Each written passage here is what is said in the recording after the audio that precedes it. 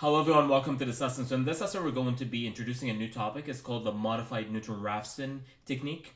Now up to this point we have dealt with four different techniques to find roots of equations, which are the bisection method, the false position method, the Newton-Raphson, and the secant. But also we have only dealt with one type of root, which is called a single root. And a single root you can see from, this is the root at 1, where we have a change in sign in the function value around the root. You can see to the left side we have negative values, to the right side we have positive values. Now with a multiple root, as you can see at 3 here, the root is actually tangential to the x-axis and there is no change in function value, which actually poses a few issues when we're actually dealing with the four techniques that we have dealt with thus far. For example, when you take the bracketing methods, for example, the bisection and the false position, they took advantage that there is a change in sign around the root.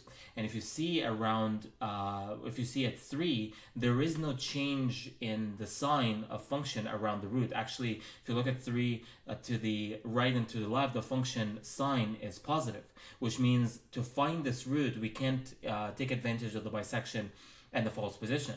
But let's actually go to the Newton-Raphson and secant. And we know that the secant is actually just a approximation of the derivative when it comes to the Newton-Raphson. With the Newton-Raphson, you can see that we are dividing by the derivative.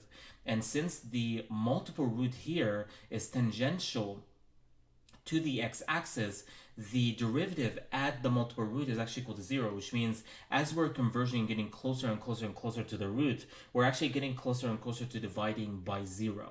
So the bisection and false position, we can't use them at all, but we can use the Newton-Raphson, but the problem is as we're getting closer and closer to the root, we're getting closer and closer to dividing by 0. So this is one issue when dealing with the Newton-Raphson and also when dealing with the secant.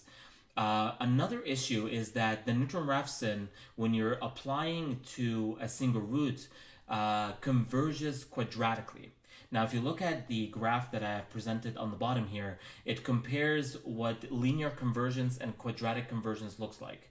The blue is how error would converge linearly, just declining linearly, and you can see the orange is the error actually declining quadratically.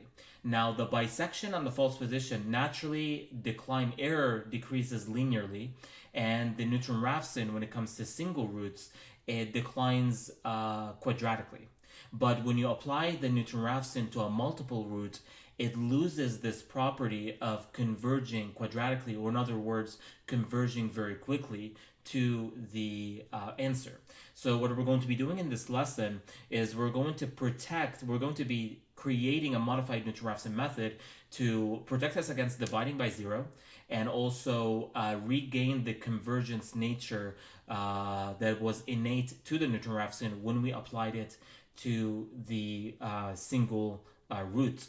Okay, so the Newton-Raphson actually is going to be defined in this equation here. I'm not going to go through the derivation of this equation because it's not important to our discussion. What's important is how we define XR in terms of getting when we're actually getting multiple roots. Now, it's still defined in terms of xi, as we can see here, is defined in terms of the function multiplied by the derivative. So we still need the function and the derivative when we're dealing with the modified Newton-Raphson.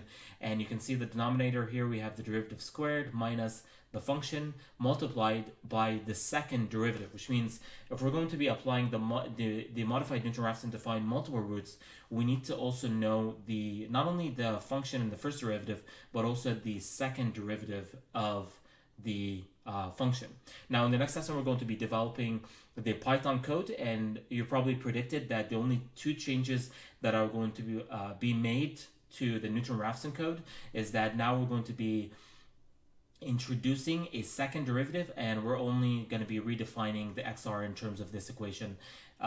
So also in the next lesson, I will be applying both the Newton-Raphson and the modified Newton-Raphson to find the multiple root 3, because I want you to see the change in the convergence, how we have regained the quadratic convergence that was innate to the Newton-Raphson by the modified Newton-Raphson. And in other words, we're going to reach the root much more quicker by using the modified nutrirafsin than when using the conventional nutrirafsin here. So that's it for this lesson, and I will see you in the next lesson to develop the Python code. Thank you very much.